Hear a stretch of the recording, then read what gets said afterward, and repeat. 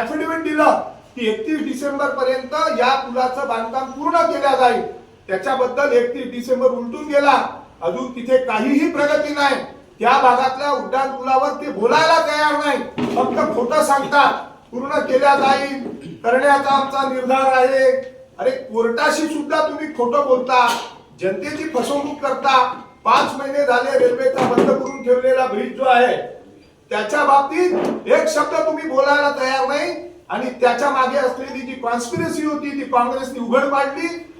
जवळजवळ 7.5 लाख चौरस फूट रेल्वेची जागा आणि 1.5 लाख चौरस फूट नेहरू मैदानाची जागा, अशी 9 लाख चौरस फूट जागा भूमाफियांच्या घशात घालण्याचा यांचा जो डाव होता तो काँग्रेस पक्षाने आणि काँग्रेस पक्षाचे सन्माननीय खासदार श्री बळवंतरावजी वानखडे यांनी हाणून पाडला. आपल्याला सांगतो, या 9 लाख चौरस फूट जागेवरती शॉपिंग कॉम्प्लेक्स आणि हे करण्याचं जे त्यांचं एक षडयंत्र होतं, या षडयंत्रामध्ये राष्ट्रवादी काँग्रेसचे आमदार आणि भारतीय जनता पक्षाचे पालकमंत्री खासदार डॉक्टर बोंडे हे सगळे सामील होते. या 9 लाख चौरस फूट जागेची किंमत आहे 2700 कोटी रुपये. ही 2700 कोटी रुपयाची या शहरातील नागरिकांची सार्वजनिक मालमत्ता विकायला निघालेल्यांनी या ठिकाणी मजबूत भक्कम रस्ते व उड्डाण पुलाचं आश्वासन देणं म्हणजे हास्यास्पद असा प्रकार आहे. आणि ते 2 पूल जे आहे त्याच्या बाबतीत याच्यात सुद्धा कोणतीही डेडलाईन किंवा त्याकरता कुठून निधी उपलब्ध केला काहीही आश्वासन या ठिकाणी नाही.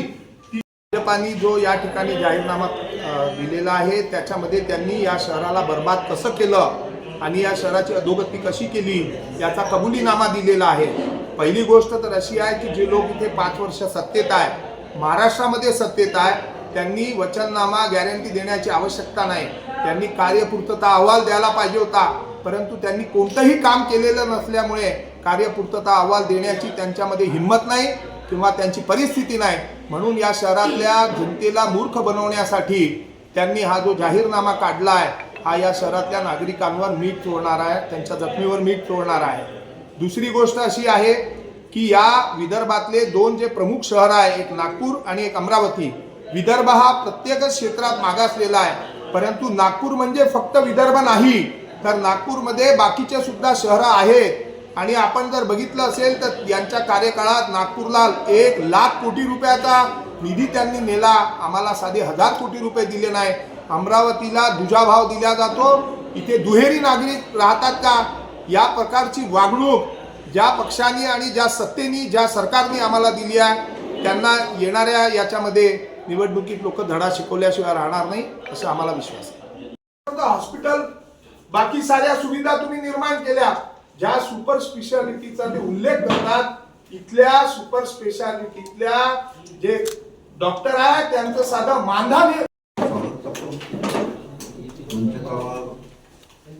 प्रदेशचे उपाध्यक्ष माजी महापौर निंबू चिमोटे, माजी महापौर इंदापूर निंबोले, प्रदेशचे महासचिव